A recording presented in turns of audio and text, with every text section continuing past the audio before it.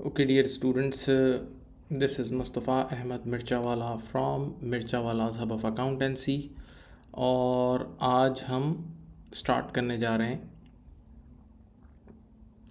Pre mock of ACCA December 2025 attempt, right. ये आपकी motivation के लिए, ये मैंने कुछ हमारे एक डिपार्टमेंट ने कुछ पोजीशंस कंपाइल की हैं, राइट। तो ये कंप्लीट नहीं है, ऑब्वियसली 2009 की भी हैं, 10 की भी हैं, उसमें कितनी इन्होंने मिस कर दी हैं। तो ये सारे पोजीशन होल्डर्स हैं, हमारे वॉल है, मैं I would say it's a wall of position holders, right, for only SBR F6 के अलग हैं, F7 के अलग हैं, FA F3 के अलग हैं, राइट। तो ये आपके सामने है, देखें ये सारे बच्चे, आप लोग भी ऐसा कुछ ड्रीम करें कि भाई आप लोग भी इस लिस्ट के अंदर आएँ, क्यों नहीं आ सकते, ठीक है। और फिर ये बच्चों की अपनी अपनी एक, हर बच्चे की अपनी एक कहानी है, कौन सा बच्चा कहाँ कहाँ पहुँच गया है। तो मैं तो हमेशा कहता हूँ, देखो दो चीज़ें हैं, एक तो स्टडी में मोटिवेशन चाहिए, तो आप ऐसे बच्चों को फॉलो करो जिनके अच्छे रिजल्ट्स आ रहे हैं। अच्छे रिजल्ट्स देखोगे तो खुद ब खुद पढ़ने का दिल होगा कि भाई ये लोग कर सकते हैं, हम भी कर सकते हैं, एक। और नंबर 2, जो ACCA कंप्लीट करके जो प्रोफेशनल लाइफ में एक्सेल कर रहे हैं, कोई रियाद में है, कोई उधर है, कोई दुबई में है, कोई इधर है, अमेरिका है, ऐसे लोगों की कहानियाँ पढ़ो, ऐसे लोगों को फॉलो करो, तो ऑटोमेटिकली आपको मोटिवेशन आएगी, डिमोटिवेशन खत्म होगी। This is very simple formula, right. Okay, चलें अब विदाउट वेस्टिंग एनी टाइम हम मूव करते हैं अपने क्वेश्चन की तरफ। कोई इतना एबनॉर्मल क्वेश्चन नहीं है, अच्छा है। This question about income statement SOCI, consolidation का SOCI काफ़ी अरसे से, यानी आप लोगों ने इतने ज़्यादा नहीं करे वैसा लगता है, बच्चे कहते हैं, ठीक है। तो अच्छा है कि आप इसी बहाने SOCI कर लेंगे। अब कंपनी का नाम है Waitangi company, is the parent of the manufacturing group whose financial year ended is 30 September X6। तो ये रहा आपके सामने 30 सितंबर X6 का ईयर एंड, ये ईयर एंड अपने जहन में रख लेना, इसको नहीं भूलना। ऑन 1 अक्टूबर X5, यानी एक साल पहले, ठीक एक साल पहले, देखो 30 सितंबर X6 ईयर एंड है, तो 1 अक्टूबर एग्जैक्टली एक साल पहले, यानी कोई मिड ऑफ द ईयर वाली कहानी नहीं है, मिड ईयर या पार्ट ईयर एक्विजिशन वाली कहानी नहीं है। Okay done. चलो, Waitangi acquired 80% of the Zakira equity shares, 60% of Jenny's and 90% of Hassan's। सही है। तो ये सारे इन्होंने तीनों, समझ लो हमारे इदारे हमारे लिए सब्सिडरी है, तीनों इदारे हमारे लिए सब्सिडरी बन गए। Okay, the following exhibits available on the left hand side of the screen provide information relevant to the question. Number 1, fair value adjustment on the acquisition of Jakira. ये सबसे पहली ये एग्जिबिट नंबर 1 है जो fair value adjustment से related है, fair value adjustment से related है। फिर गुडविल के से रिलेटेड है और सारी हैं, अभी बाकियों को छोड़ दो। चलो मैं आता हूँ, ये है बस एग्जिबिट नंबर 1। मैं इसको और इनलार्ज कर देता हूँ। दिस इज़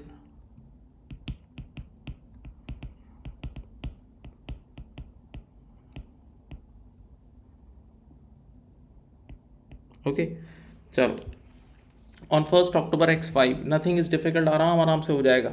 अच्छा देखो, मैं हमेशा बोलता हूँ कि अगर एंडिंग अच्छी हो रही है ना, इन्हें नेट में कमा के निकल जाए। जैसे बिजनेस में आपने 3-4 प्रोडक्ट्स लॉन्च की हुई हैं, कुछ प्रोडक्ट प्रॉफिट में है, कुछ लॉस में, लेकिन ओवरऑल दोनों को मिला के नेट प्रॉफिट सबका कट के ज़्यादा आ रहा है, भाई आप जीत गए हो। बस यही स्ट्रेटजी है। तो अगर मेरे प्यारे बच्चों सुनो, अगर अल्टीमेटली तुम 30 मार्क के सवाल में से 25, 22, 22, 21 उठा रहे हो, भाई बहुत अच्छे हैं यार, खुश हो जाओ, पास ही होना है ना, ओवरऑल बॉर्डर क्रॉस हो गया, stay happy. On 1 October X5 when Waitangi company acquired control साफ कह दिया of Zakira, the net assets of Zakira had a carrying amount of 5 million। ये इसकी net asset की carrying value थी, और fair value कितनी थी 6 million। the difference between carrying amount and fair value, ये अपवर्ड फेयर वैल्यू एडजस्टमेंट होती है, आपको पता है। एक मिनट बेटा, अक्सर बेशतर ऐसा होता है कि पेरेंट कंपनी ने एस कंपनी को टेक ओवर किया, और टेक ओवर के वक्त ये IFRS 3 बिजनेस कॉम्बिनेशन का उसूल है कि पेरेंट कंपनी एस कंपनी के तमाम एसेट्स को फेयर वैल्यू पे लाएगी। इस अमल का नाम होता है फेयर वैल्यू एडजस्टमेंट। इस अमल का नाम क्या है? Fair value adjustment, right. Okay, तो अब मेरे प्यारे बच्चों करना क्या है, ये फेयर वैल्यू एडजस्टमेंट करनी थी, तो ऑलरेडी कैरिंग वैल्यूज़ थी, कैरिंग अमाउंट थी एस कंपनी की 5 मिलियन। नेट एसेट की, जबकि फेयर वैल्यू बन रही थी 6 मिलियन। तो ये जो 1 मिलियन की अपवर्ड फेयर वैल्यू एडजस्टमेंट है, ये 1 मिलियन की अपवर्ड फेयर वैल्यू एडजस्टमेंट जो है ये रिगार्डिंग है प्रॉपर्टी प्लांट एंड इक्विपमेंट। ये किससे रिलेटेड है? प्रॉपर्टी प्लांट एंड इक्विपमेंट से रिलेटेड है। ये रिलेटेड है प्रॉपर्टी प्लांट एंड इक्विपमेंट से related. Okay, now that had a useful life of 4 years। अच्छा देखो, ये डेप्रिशिएटिंग एसेट है तो फिर वही एक्सेस डेप्रिसिएशन भी आएगी। जब आप अपवर्ड फेयर वैल्यू एडजस्टमेंट करोगे तो मेरे प्यारे बच्चों आने वाले कल में एक्सेस डेप्रिसिएशन, इंक्रीमेंटल डेप्रिसिएशन भी अराइज होगी, और वो इंक्रीमेंटल डेप्रिसिएशन इनकम स्टेटमेंट पे इम्पैक्ट देगी, बिल्कुल देगी, क्योंकि ये इनकम स्टेटमेंट का सवाल है। तो उस एक साल की, जिस साल की आप इनकम स्टेटमेंट बना रहे हो, इनकम स्टेटमेंट हमेशा फॉर द ईयर बनती है, तो जिस एक साल की आप इनकम स्टेटमेंट बना रहे हो उस पर हिट करेगी। सही है। Now the fair value adjustment has not yet been accounted for. Depreciation has been correctly classified as an operating expenses। ठीक है, इन्होंने डेप्रिसिएशन को ऑपरेटिंग एक्सपेंसेस में डाला है ना। तो अब देखो, इस ये इदारा, तवज्जो सुनना, डेप्रिसिएशन को ऑपरेटिंग एक्सपेंसेस में बुक करता है। तो अब जब मैं फेयर वैल्यू एडजस्टमेंट करूँगा, तो उसकी जो एक्सेस डेप्रिसिएशन होगी ना, वो भी ऑपरेटिंग एक्सपेंसेस में एडजस्ट होगी। अब मैं यहाँ पर एक बात रुक के बताता हूँ मेरे प्यारे बच्चों, जब आप F7 FR लेवल पे थे तो वहाँ मेजॉरिटी सवालात में जो डेप्रिसिएशन होती थी वो कॉस्ट ऑफ सेल में जारी होती थी। मेजॉरिटी क्वेश्चंस में डेप्रिसिएशन जाती थी कॉस्ट ऑफ सेल में। लेकिन बेटा अब ज़रा सुने, यहाँ देखें, यहाँ पर इसने खुद बोल दिया कि ऑपरेटिंग एक्सपेंसेस में जा रही है ना। तो अब मैं जो डेप्रिसिएशन की जो एडजस्टमेंट होगी ना, एक्स्ट्रा डेप्रिसिएशन की जो एडजस्टमेंट होगी एक्सेस डेप्रिसिएशन की, वो ऑपरेटिंग एक्सपेंसेस में ही करूँगा। ठीक है। अच्छा, इस क्वेश्चन का ऑब्वियसली प्री पॉपुलेटेड वाला पार्ट भी होगा, तो उसमें ये सब चीज़ें एडजस्ट करनी होंगी। Zakira's goodwill has been impairment tested and no impairment loss has arisen। भाई इन्होंने ऑलरेडी इम्पेयरमेंट टेस्टिंग कर ली और इम्पेयरमेंट लॉस अराइज ही नहीं हुआ। इम्पेयरमेंट लॉस अराइज ही नहीं हुआ है। इम्पेयरमेंट लॉस अराइज ही नहीं हुआ है। अब ज़रा देखो, एक अहम चीज़ हमने मिस, ये देख लो इधर, देखो ये क्या लिखा है, the fair value adjustment has not yet accounted for. इन्होंने फेयर वैल्यू एडजस्टमेंट को अकाउंट फॉर नहीं किया। बस इससे रिलेटेड बात करनी है। 1 मिलियन की अपवर्ड फेयर वैल्यू एडजस्टमेंट का क्या इम्पैक्ट पड़ेगा गुडविल पे? 1 मिलियन की अपवर्ड फेयर वैल्यू एडजस्टमेंट का इम्पैक्ट क्या पड़ेगा गुडविल पे? एक, फिर उसकी वजह से जो एक्स्ट्रा डेप्रिसिएशन अराइज होगी उसका क्या होगा वो बताना है, और तीसरा ये इम्पेयरमेंट वाली बात बतानी है। 3 बातें बतानी है, ये 3 बातें बतानी है। आप एक नज़र पढ़ लो, मैं तीनों चीज़ें आपको समझा दूंगा। एक नज़र पढ़ लो बस, तीनों चीज़ें मेरा काम है आपको समझा देता हूँ। और आप इतने पढ़े लिखे हो, आप वैसे भी जानते हो, जाओ, इतनी बड़ी बात बोल दी। चलो रिक्वायरमेंट देखो, रिक्वायरमेंट में क्या कह रहे हैं, ये रहा पहला, 4 मार्क की रिक्वायरमेंट है। 4 मार्क बुरे नहीं होते। कह रहे हैं using exhibit number 1 explain how the fair value adjustment effects the measurement of Jakira's goodwill at acquisition. एक तो फेयर वैल्यू एडजस्टमेंट का गुडविल से क्या लिंक है ये बताना है, साफ साफ बताना है। Then consolidated statement of comprehensive, SOCI पे क्या इम्पैक्ट आएगा ये भी बताना है। For the year ended 30th September X6, for the year ended 30th September X6। Okay, now चलो, अब मैं आपको यूं ही ऐसे ही आपस में ही समझा देता हूँ। सुनो, देखो मैं अभी ये रफ वर्किंग से ऐसे ही सिर्फ समझा रहा हूँ। देखो पहली बात है, गुडविल का फॉर्मूला होता है शॉर्टकट में, सुनो, COI less fair value of net assets of S company. Okay, तो अब देखो नीचे आती है गुडविल। अब आप क्या कर रहे हो, देखो अब आप सुनो तो सही, ये पुरानी बातें बता रहा हूँ, बचपन में पढ़ी है बेटा आपने, ये पढ़ा है C = A - L। तो एक्विजिशन डेट पर आप एस कंपनी के एसेट को ऊपर लेके जा रहे हो 1 मिलियन से। तो जब एस कंपनी का एसेट ऊपर जाएगा तो एस कंपनी के नेट एसेट भी ऊपर जाएंगे। और मेरे प्यारे बच्चों, जब एस कंपनी के नेट एसेट्स ऊपर जाएंगे तो गुडविल नीचे आएगी। तो सीधी बात है, सिंपल देसी ज़बान में समझाना, एक्सप्लेन लिखा होता, देसी ज़बान में समझाना है कि because of this upward fair value adjustment of 1 million your goodwill will go down by 1 million. तो इसकी वजह से गुडविल पे इम्पैक्ट क्या आएगा, 1 मिलियन से गुडविल नीचे आ जाएगी। 1 मिलियन से फॉर श्योर गुडविल नीचे आ जाएगी। ओके, पक्का गुडविल नीचे आएगी। ठीक है, नंबर 2। अच्छा देखो, ये अपवर्ड फेयर वैल्यू एडजस्टमेंट हुई है 1 मिलियन की। 1 मिलियन का मतलब 1000। ठीक है, तो अब ज़रा सोचना, इस बारे में एस कंपनी को खुद नहीं पता होता, ये पेरेंट कंपनी वाले काम करते हैं। पेरेंट कंपनी वाले इस एसेट को रिवैल्यू कर देते हैं, लेकिन एस कंपनी की इंडिविजुअल बुक्स वालों को इसके बारे में नहीं पता होता। तो इसका मतलब एसेट की वैल्यू ऊपर गई है, एसेट की वैल्यू ऊपर गई है तो उसकी आने वाले कल की डेप्रिसिएशन भी बढ़ेगी। तो इसकी रिमेनिंग लाइफ थी 4 years बेटा। तो 250 पर एनम की हर साल की एक्सेस डेप्रिसिएशन होगी, ठीक है। अब ये एक्सेस डेप्रिसिएशन उन्होंने बुक नहीं, कंसोलिडेटेड बुक्स में ऑलरेडी बुक नहीं हुई हुई, कंसोलिडेटेड बुक्स में ऑलरेडी एक्सेस डेप्रिसिएशन बुक नहीं हुई हुई, तो वो हमें करनी है ना। हाँ, और इसने खुद बोला था कि हम लोग डेप्रिसिएशन ऑपरेटिंग एक्सपेंसेस में चार्ज करते हैं, तो आप करना क्या, आप ऑपरेटिंग एक्सपेंसेस को जाके 250 से बढ़ा देना है। पहला काम, ऑपरेटिंग एक्सपेंसेस को 250 से बढ़ाया, नंबर 1 बढ़ा दिया। नंबर 2 बढ़ाना है, बढ़ाना है भाई। नंबर 2 दूसरा काम, बेटा ये एस कंपनी का एसेट है ना भाई, जिसकी आप रिवैल्यूएशन कर रहे हो, किस कंपनी का एसेट है, एस कंपनी का एसेट है। तो एस कंपनी का एसेट है और इसकी डेप्रिसिएशन हम बुक करने जा रहे हैं, तो एस कंपनी के 2 ओनर्स हैं, एक हम लोग हैं, 80% पेरेंट कंपनी है, 80% पेरेंट कंपनी है और 20% एनसीआई है। हाँ, तो इस एक्स्ट्रा डेप्रिसिएशन का इम्पैक्ट एनसीआई पे भी जाएगा, इस एक्स्ट्रा डेप्रिसिएशन का इम्पैक्ट एनसीआई पर भी जाएगा। हाँ, कैसे जाएगा बताऊँ भाई, जब ये डेप्रिसिएशन एक एक्सपेंस है, डेप्रिसिएशन एक एक्सपेंस है, आप एक्सपेंस को बढ़ाओगे, एक नया एक्सपेंस बुक करोगे, तो अल्टीमेटली एस कंपनी का प्रॉफिट आफ्टर टैक्स गिरेगा, तो एनसीआई भी गिरेगा, एनसीआई पे गिरेगा। और कैसा इम्पैक्ट आएगा, 250 का 20% एनसीआई पे चला जाएगा। अगर कोई चाहता है कि इसकी एंट्री भी बना दे ऐसे ही, आपस में मैं बना देता हूँ, देखो सुनो, आपका प्रॉपर्टी प्लांट एंड इक्विपमेंट 250 से क्रेडिट हो जाएगा, हाँ, और बाकी आपका सीआर या रिटेन अर्निंग 200 से 80% और एनसीआई 50 से।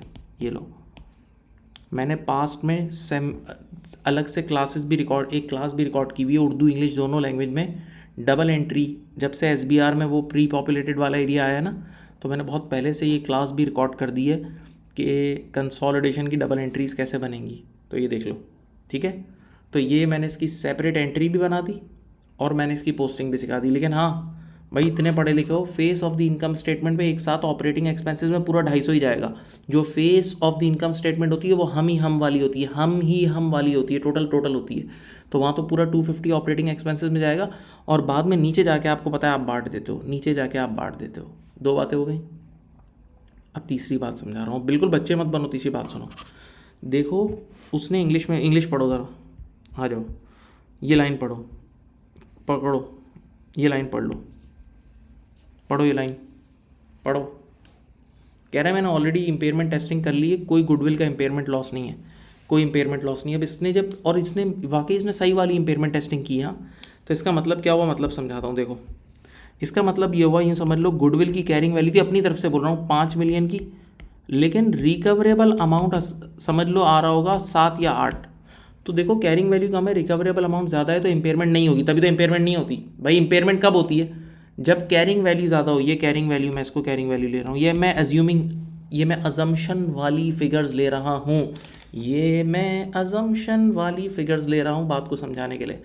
तो देखो, इसने कहा कि मैंने ऑलरेडी इम्पेयरमेंट टेस्टिंग कर ली, इसका मतलब ऑलरेडी गुडविल की कैरिंग वैल्यू कम थी और रिकवरेबल अमाउंट ज़्यादा था, तो नो इम्पेयरमेंट, तभी नो इम्पेयरमेंट थी, ठीक है। अब ज़रा सोचो, इस सवाल की जब मैंने एडजस्टमेंट अभी ये जो की, तो इसमें गुडविल और नीचे आ गई ना, 1 मिलियन से नीचे आ गई, 1 मिलियन से नीचे आ गई, तो अब गुडविल कितनी हो गई, 4 मिलियन हो गई। अब गुडविल हो गई 4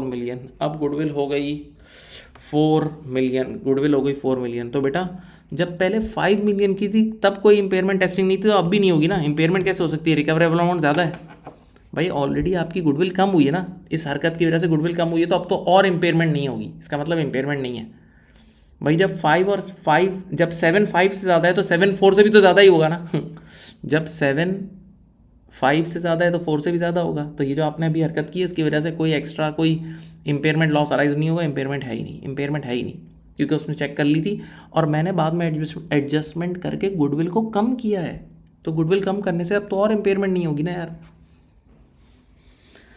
ये 3 बातें थी, सादगी से समझा देनी है, सादगी से। 4 मार्क का सवाल है, मार्किंग स्कीम भी देखो तो वो 1 मार्क करके दे देता है, कोई इतना मुश्किल नहीं है, बस ज़्यादा सोचोगे फंसोगे। ये लो, मैंने इसकी कुछ डिस्कशन आपके सामने, मैं इसकी मार्किंग कर देता हूँ। चलो, ये देखो, in the calculation of goodwill at acquisition the net assets of Jakira was understated. अभी हम ऑलरेडी अंडर स्टेट थे, याद है, मैंने नेट एसेट को भी बढ़ाया था, अपवर्ड फेयर वैल्यू एडजस्टमेंट की वजह से मैंने बढ़ाया था, because they should be at fair value rather than carrying value. As a result goodwill was already over stated थी, गुडविल ऑलरेडी ओवर स्टेटेड थी और अब डाउन हो जाएगी। अब हम ऑलरेडी ओवर स्टेटेड थी, अब डाउन हो जाएगी, यही बात है, ठीक है। ये समझ लो 1 मार्क आपको यहाँ से उठा लिया आपने। The impairment review of goodwill has been conducted and no impairment loss arises, therefore the correction of overstated goodwill to a smaller amount will not result in an impairment loss। भाई already जब goodwill ज़्यादा थी तब impairment नहीं आया, तो अब तो कम हो गई, तो अब और नहीं आएगा। पढ़ो ये line, the correction of goodwill does not impact on the consolidated profit and loss. Yes भाई, जो आपने फेयर वैल्यू एडजस्टमेंट की है ना, fair value adjustment acquisition date का अमल होता है और वो इनकम स्टेटमेंट को कभी हिट नहीं करती। हाँ, उसकी डेप्रिसिएशन हिट करती है, लेकिन खुद ये जो आपने C=A-L वाला जो काम किया है वो इनकम स्टेटमेंट को हिट नहीं करता, उसकी डेप्रिसिएशन हिट करती है। ये लो भाई, आपने यहाँ पर 1 मार्क और उठा लिया। However the fair value uplift to property plant and give rise to, yes ये 1 मार्क भाई आपका। द एनुअल डेप्रिसिएशन, इसकी कैलकुलेशन किया आपने, 1 मार्क। अब बच्चे ने बोला 4 मार्क तो पूरे हो गए। अब मैं एक चीज़ समझाता हूँ, याद है हेडरूम वाला किस्सा सुनाया था तुम्हें।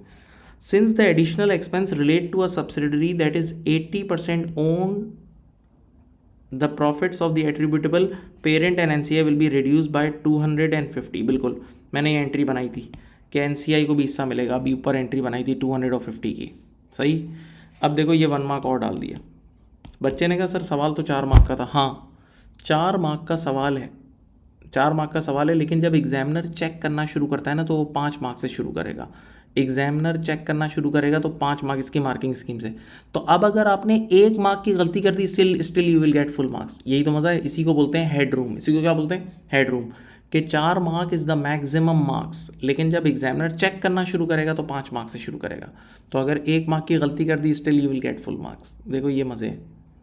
और ये याद रखना कि अगर पेपर बहुत मुश्किल आता है तो फिर ये गैप और बढ़ा देते हैं वो, कि अगर 4 मार्क मैक्सिमम मार्क्स हैं तो 6 या 7 मार्क्स अवेलेबल मार्क्स होते हैं, तो उससे आप चेकिंग शुरू करते हैं। क्योंकि अगर पेपर मुश्किल बना है तो ये इस तरह करके वो कॉम्पनसेट करते हैं। चेक कर लो, देख लो, कोई ऐसी इसमें एबनॉर्मल बात थी ही नहीं। सवाल ही नहीं करना भाई, कोई एबनॉर्मल बात थी ही नहीं, ऑनेस्टली ख़त्म। ये SBR है भाई, ये SBR है। बच्चे निकालते हैं सिंपल, कॉन्फिडेंस से जाके बैठते हैं, टकाटक का सॉल्व करते हैं, हो जाता है।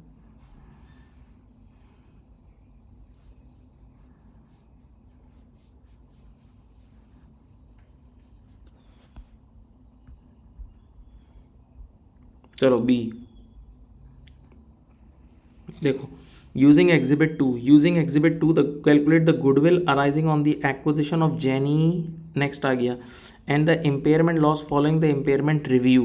ठीक है, explain how the impairment loss should be accounted for in Waitangi consolidated financial statement. सही है, अब आ जाओ।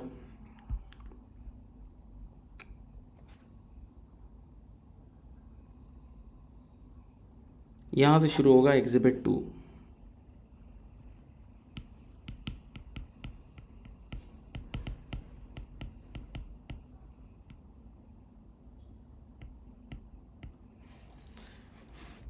Waitangi company acquired 60% of the Jenny's 1 million equity shares on 1st October X5। देखा, वही वाला अकाउंटिंग पीरियड याद करो जो 30 सितंबर X6 को एंड हो रहा था, तो वो स्टार्ट हो रहा होगा 1 अक्टूबर X5 को। 1 अक्टूबर X5 को, यानी ये वही 12 महीने का है, वही 12 महीने का है, वही 12 महीने का है। ओके, तो पहले पेइंग कंसिडरेशन ऑफ 10 मिलियन, ये COI है। 60% शेयर खरीदने के लिए 10 मिलियन, ये COI है, cost of investment. When the fair value of net assets of Jenny was 8 million. चलो बेहतरीन, ये fair value of net asset भी गिवन है। Jenny's share price on 1 October X5 was 4। ये इसलिए दिया हुआ है ताकि NCI की फेयर वैल्यू निकालो। याद है बेटा, आप सबको पता है कि NCI की कभी कभार फेयर वैल्यू प्लेट में रख के तैयार गिवन होती है, अगर नहीं गिवन होती तो फिर S कंपनी की शेयर प्राइस गिवन होती है। तो अब आप क्या करोगे, NCI के number of shares into share price, NCI के number of shares into share price. 1 minute बेटा, ये 1 मिलियन, ये देख लो, ये 1 मिलियन टोटल शेयर इशू हैं। S कंपनी ने आज तक टोटल 1 मिलियन शेयर इशू किए हैं, जिसमें पेरेंट के पास कितने हैं, 60%। तो NCI के पास होंगे 4 लाख शेयर्स। कितने होंगे, 400,000 शेयर्स होंगे। सही है, और NCI का एक शेयर है 4 रुपये का, 4, तो ये आ गया 1.6 मिलियन। ठीक है, ये फेयर वैल्यू ऑफ NCI मैंने बातों बातों में आंखों में ही निकाल दिया। मैंने फेयर वैल्यू ऑफ NCI आप लोग के लिए आंखों में कैलकुलेट कर दी है। ओके, तो अब देखो, पूरे कॉन्फिडेंस से बैठो, जान से बैठो यार, कुछ भी नहीं है।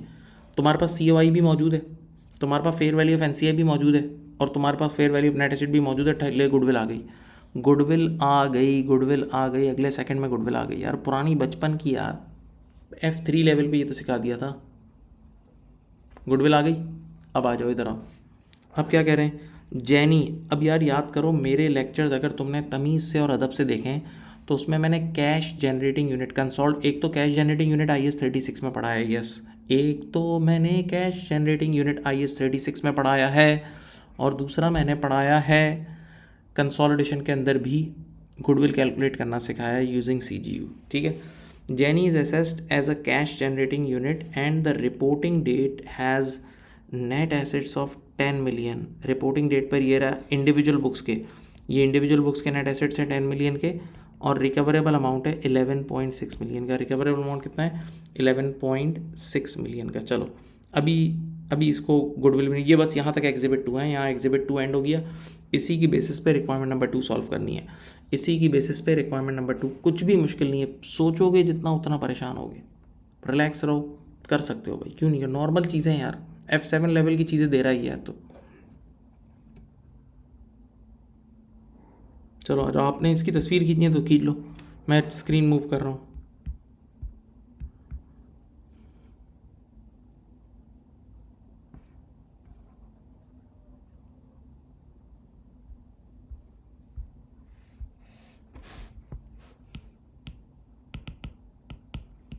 अब देखो सीधा सीधा सीधा सीधा देखो, COI ये थी 1 million less, sorry, fair value of NCI at acquisition, ये देख लो एक बार, 1 मिलियन थी, कितनी थी, 10 मिलियन थी, सॉरी।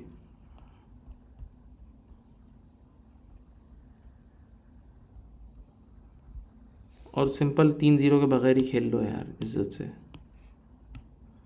सबके बगैर खेलो, मिलियंस में ही खेल लो। 10 मिलियन की COI थी, फेयर वैल्यू ऑफ NCI थी 1.6 मिलियन, याद है 1.16 लाख थे तो 1.6 मिलियन, तो ये आ गया 1.6। ये मैंने निकाल दी थी, इधर लिख देता हूँ, देखो कैसे, ये 4 लाख शेयर इंटू 4, ठीक है, ये आया कितना दोनों मिला के 11.6 less fair value of net assets of S company, ये भी क्वेश्चन में गिवन थी 8,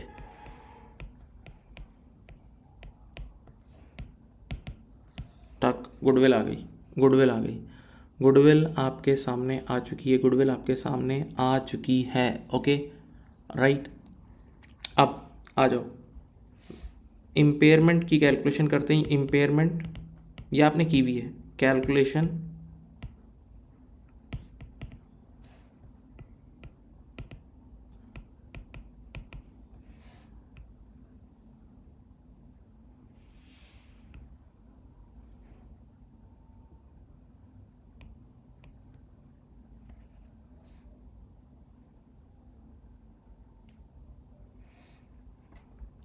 सुने, ये है क्वेश्चन में गिवन है, carrying value of net assets of S company थी 10 मिलियन की गिवन है, ये गिवन है 10 मिलियन भाई, 10 मिलियन गिवन है, carrying value of net asset is 10 million given है। ये इंडिविजुअल बुक से उठाई गई है, तो इंडिविजुअल बुक्स के अंदर गुडविल ऑलरेडी शामिल नहीं होती, तो अब गुडविल मिला उसमें, ऐड गुडविल, और फुल गुडविल मेथड है तो पूरी गुडविल ही मिलेगी।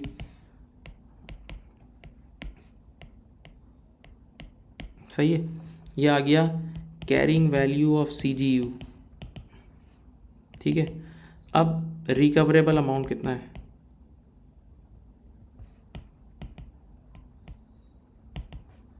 ऑफ CGU देखते हैं कितना गिवन है, एक मिनट,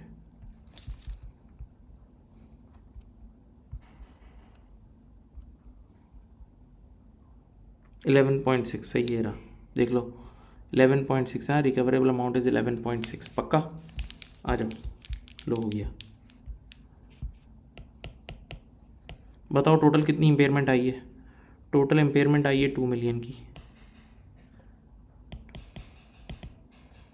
और अब तुम लोगों को एक चीज़ याद है, ये तो टोटल इम्पेयरमेंट आई है ना, अब ये इम्पेयरमेंट को जब एलोकेट करेंगे, इम्पेयरमेंट को एलोकेट करेंगे तो स्टेप नंबर 1 वही पूरा गुडविल पे ही जाएगा, तो गुडविल कितनी है, गुडविल 3.6 की है, तो 2 आराम से एब्जॉर्ब कर लेगी ना भाई। 3.6 की गुडविल है, तो जब ये 2 मिलियन की इंपेयरमेंट अपॉर्चन होगी तो पहले गुडविल को ही मिल जाएगी, गुडविल को ही मिल जाएगी। सही है। अब मेरी तरफ देखेंगे, मेरी तरफ देखेंगे। अब बेटा आप सब इतने पढ़े लिखे हो, ये फुल गुडविल मेथड है। कौन सा मेथड है? फुल गुडविल मेथड है। तो इसमें एनसीआई का भी शेयर होगा।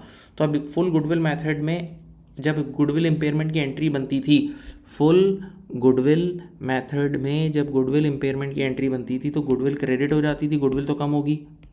सही है। और सामने रिटेन अर्निंग और एनसीआई दोनों को मिलेगा शेयर। 80 नहीं, इस बार 80-20, हाँ 80-20 है या 60 है, 60-40 सॉरी। तो 2 मिलियन का 60 होता है 1.2, हाँ, और ये हो जाएगा 0.8। ये मैंने मिलियंस में एंट्री बनाई है, ये मैंने मिलियंस में एंट्री बनाई है। गुडविल क्रेडिट, रिटेन अर्निंग और एनसीआई, रिटेन अर्निंग और एनसीआई। लेकिन अब सवाल ये है कि कंसोलिडेटेड बुक्स में इसकी पोस्टिंग कैसे होगी।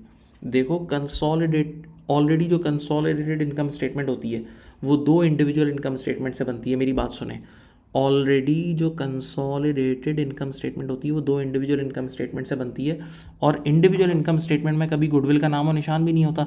तो जब इंडिविजुअल इनकम स्टेटमेंट में गुडविल का नामो निशान नहीं होता तो इम्पेयरमेंट भी नहीं होगी।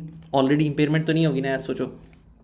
हाँ, तो इसका मतलब आपको इम्पेयरमेंट बुक करनी है। तो कंसोलिडेटेड बुक्स में जब आप इम्पेयरमेंट बुक करोगे तो आपके एक्सपेंसेस बढ़ेंगे। तो आप पहले ऑपरेटिंग एक्सपेंसेस को डायरेक्ट ये 2 मिलियन से बढ़ा देना। 2 मिलियन, अगर मैं 3 जीरो हटा के बात करूँ तो 2000 भी होते हैं, वो मैं देख के बता दूंगा। 2000 भी होते हैं, सही ना। अगर 3 जीरो के बगैर क्वेश्चन में चल रहा होगा ना, भी क्वेश्चन देखते हैं तो 2000 होते हैं। तो मैं ऑपरेटिंग एक्सपेंसेस को 2000 से डायरेक्ट फुल अमाउंट से बढ़ा दूंगा, ठीक है। लेकिन हाँ, बाद में नीचे जाके वो जो प्रॉफिट एट्रीब्यूटेबल का एरिया आता है ना, उसमें ये ब्रेकअप होगा इस तरह, इस तरह इन दोनों में बटेगा। भाई ये याद रखना, इतना पता होना चाहिए। इस तरह इन दोनों में बटेगा 60-40, 60-40 इन दोनों में बटेगा 60-40। लेकिन हाँ, face of the income statement पे तो हम चल रहे होते तो वहाँ टोटल आएगा। Face of the income statement पे हम चल रहा होता है तो वहाँ टोटल आएगा। तो अब देखो, इस कैलकुलेशन के भी मार्क्स हैं, जो कैलकुलेशन की उसने बोला था कैलकुलेशन, और नीचे थोड़ी सी डिस्कशन के भी मार्क्स हैं। ये देख लो, पढ़ लो, पढ़ लो आराम से, पढ़ लो भाई।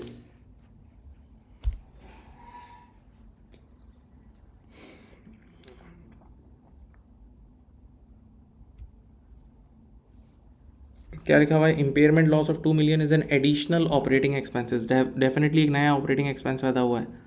इन the consolidated statement will reduce the carrying amount of the goodwill. हाँ, और एसेट साइड पे गुडविल को क्रेडिट कर देगा और बाकी एक एक्सपेंस है। Since the NCI was measured at fair value at acquisition, yes the profits attributable to NCI will be allocated with there loss share of this. बिल्कुल, मैंने पूरी एंट्री आपको बना दी है, पूरी एंट्री ही आपकी खिदमत में पेश कर दी है। That's it.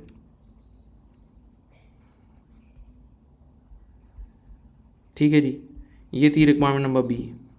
कितने मार्क्स हो गए भाई?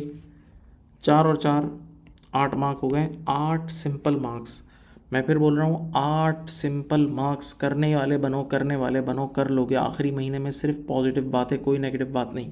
चलो, अब आ गया IFRS 18 यूजिंग, ये नया स्टैंडर्ड भी टेस्ट कर रहा है। देखो, using exhibit 3 explain how the foreign exchange differences. चलो आगे IAS 21 भी आ गया, थोड़ा सा IAS 21 की भी knowledge. Should be classified in Waitangi Company's consolidated statement of comprehensive income for the year ended 30th September X6 in accordance with IFRS 18। ठीक है जी। अब ये पूछेगा कि क्या चीज़ कहाँ क्लासीफाई होगी, क्लासिफिकेशन के बारे में भी पूछेगा।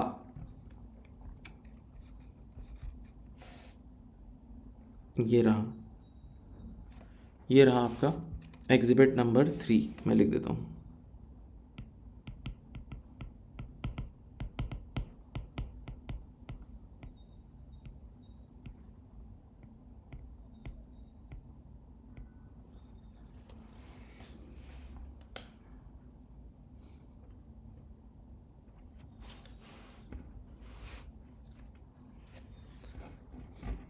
Waitangi company has certain foreign exchange differences and these have all been correctly calculated। पहली बात है, देखो मेरी बात सुनो, मुश्किल नहीं है।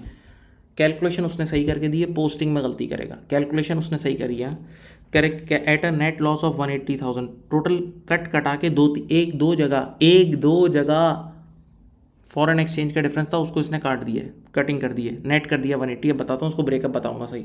अब सुने, However, the directors have not applied the requirements of IFRS 18, okay, and have classified all of the exchange differences and all. ये देखा, इसने सबको उठा के ऑपरेटिंग एक्सपेंसेस में डाल दिया, सबको उठा के ऑपरेटिंग एक्सपेंसेस में डाल दिया। याद रखना, ये उसने किया है, ये उसने किया है। अब हम क्या करेंगे देखते हैं। The foreign exchange differences of comprise of 200,000 loss relating to overseas loan. Loan is a monetary item, पहले मैंने लिख दिया। देखो स्टेप बाय स्टेप, तोड़ तोड़ के टुक टुक टुक छोटे छोटे टुकड़े।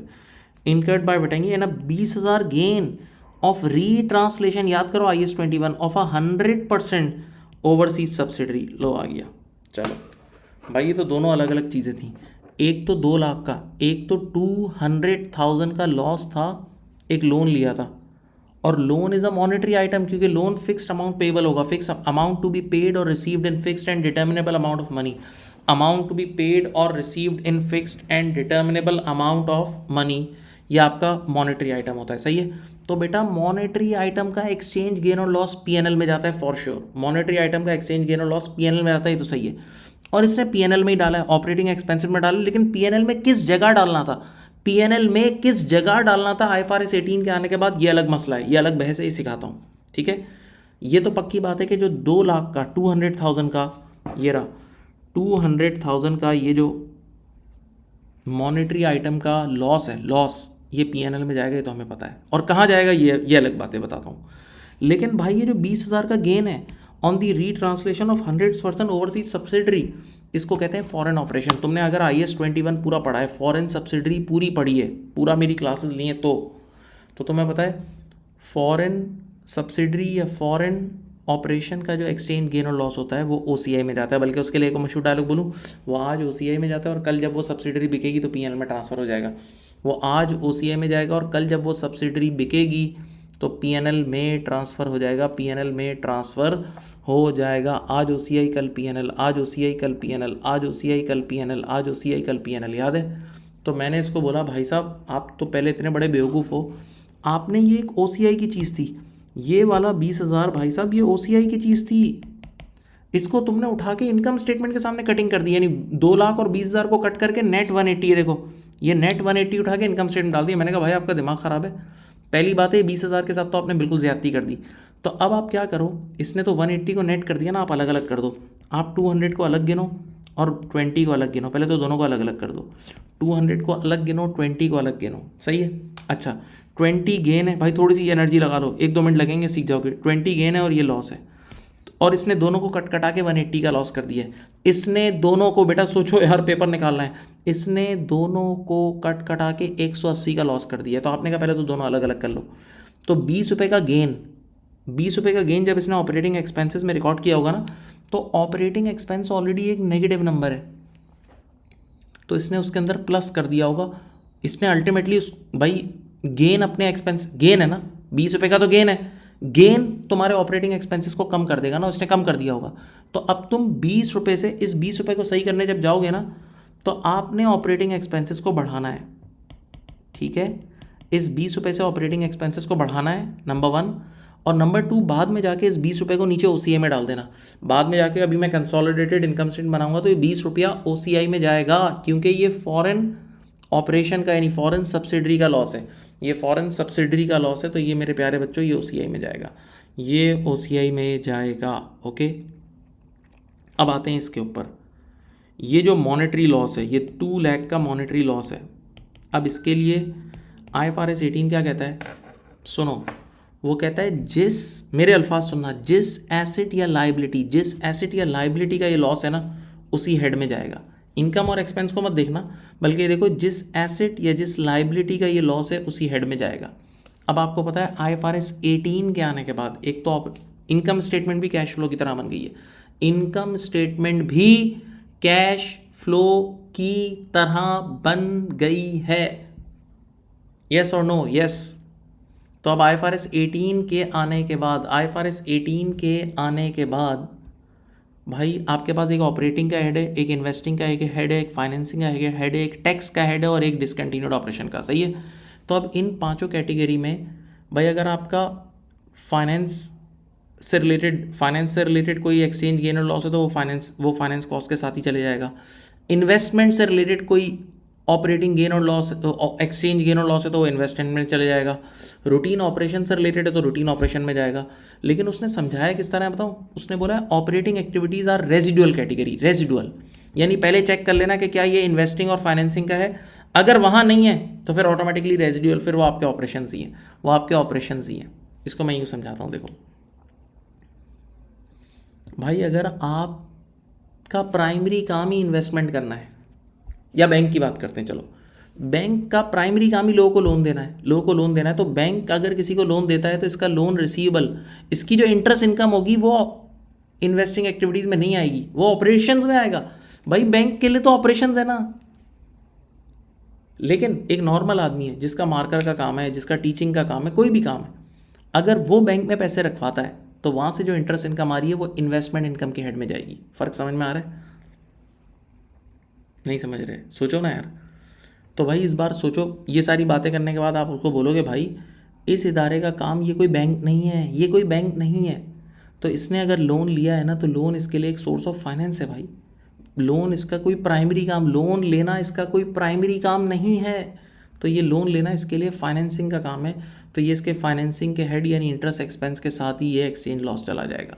ये जो 2 लाख का एक्सचेंज लॉस है और जो कि मॉनेटरी आइटम है भाई, और मॉनेटरी आइटम का एक्सचेंज गेन और लॉस पीएनएल में जाता है, पीएनएल ओसीआई में नहीं जाता, तो ये पीएनएल में ही जाएगा। लेकिन आईएफआरएस 18 में आने के बाद वो बताएगा ना किस हेड में जाएगा, तो ये फाइनेंसिंग के हेड में जाएगा, जबकि इस बेवकूफ़ ने ऑपरेटिंग के हेड में डाल दिया है। तो अब आप ऑपरेटिंग के हेड से इस लॉस को, ये लॉस था, प्लीज़ यार दिल से पढ़ो, इस लॉस को ऑपरेटिंग एक्टिविटीज़ से निकालोगे, ऑपरेटिंग एक्सपेंसेस से निकालोगे। अच्छा जब ये लॉस था, लॉस, तो इसने ऑलरेडी ऑपरेटिंग एक्सपेंसेस को बढ़ा दिया होगा ना, तो अब तुम ऑपरेटिंग एक्सपेंसेस को कम कर देना इस 200 की वजह से, 20 की वजह से ऑपरेटिंग एक्सपेंसेस को बढ़ा देना और 200 की वजह से कम कर देना। अल्टीमेटली नेट इम्पैक्ट 180 आएगा। अल्टीमेटली नेट इम्पैक्ट 180 ही आएगा। मैंने पूरी बात समझा दी, असल ये समझाना है। सोल्यूशन तो कोई भी कर सकता है यार, असल चीज़ ये समझाना थी, इसमें टाइम लगता है, इसमें एनर्जी लगती है, साफ बात।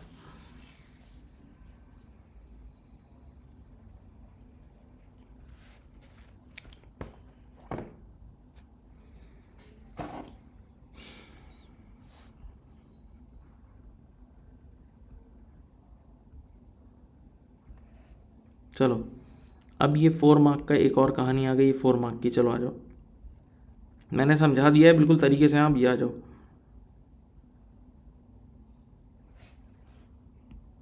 कुछ भी मुश्किल नहीं है, अगर तुमने मेरा लेक्चर तमीज़ से सुना है अभी कर लोगे, अभी अभी निपटा, अभी ये समझ जाओगे। The foreign exchange differences on the retranslation of the overseas subsidiary, IAS 21 में तुमने पढ़ा हुआ है ये सब। Should not be classified as operating because it should be recognise in the, it should not be, हाँ ये आपने बता दिया, 1 मार्क सही है। ये जाएगा कहाँ? Instead exchange differences should be recognise in OCI, other comprehensive income, सही है। और बैलेंस शीट में वो सेपरेट कंपोनेंट ऑफ इक्विटी में चले जाते हैं, right. As the exchange difference relate to 100%, yes ये भी there is no impact on NCI, ये भी बताना है।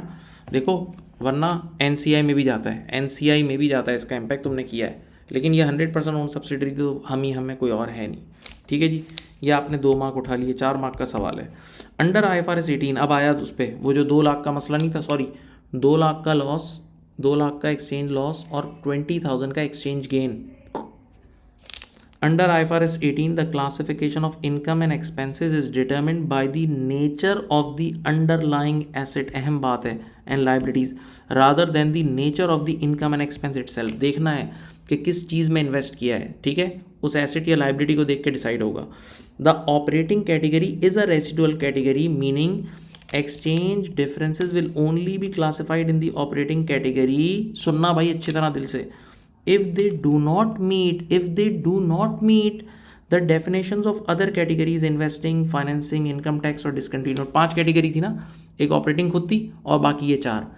तो अगर एक्सचेंज गेन और लॉस इन चारों से रिलेट नहीं करता फिर आएगा ऑपरेटिंग में। लेकिन इस केस में जो अभी हमने पढ़ रहे हैं उसमें जो तुमने लोन लिया था वो इससे रिलेट कर रहा था, वो फाइनेंसिंग से रिलेट कर रहा था, क्योंकि हम बैंक नहीं है यार, हम बैंक नहीं, हम नॉर्मल इदारा है। तो नॉर्मल इदारा बैंक लोन लेता है, नॉर्मल इदारा लोन लेता है। ओके, तो अब आपके पास मेरे प्यारे बच्चों ये देखो, तो बेटा हमारा जो काम था ना,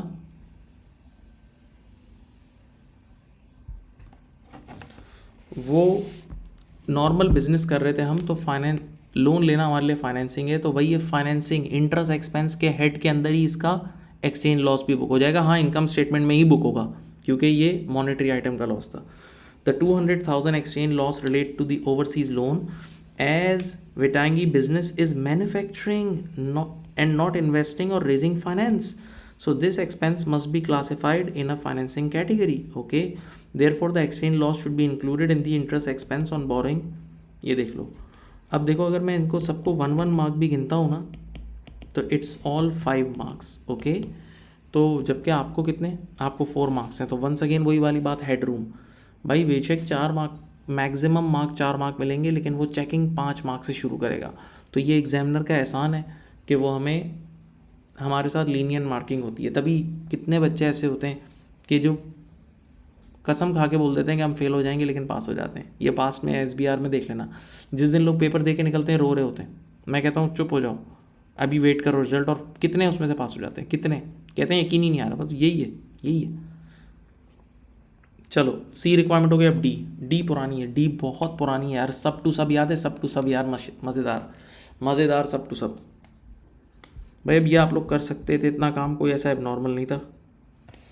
using exhibit 4 explain how Waitangi company should account for the sale. अभी बेचेगा, देखना कुछ 90% ऑलरेडी होल्डिंग थी इसके पास एक कंपनी की, उसमें से 10% बेच देगा। In its consolidated financial statement, ये रहा 7 मार्क्स, 7 मार्क्स। आ जाओ,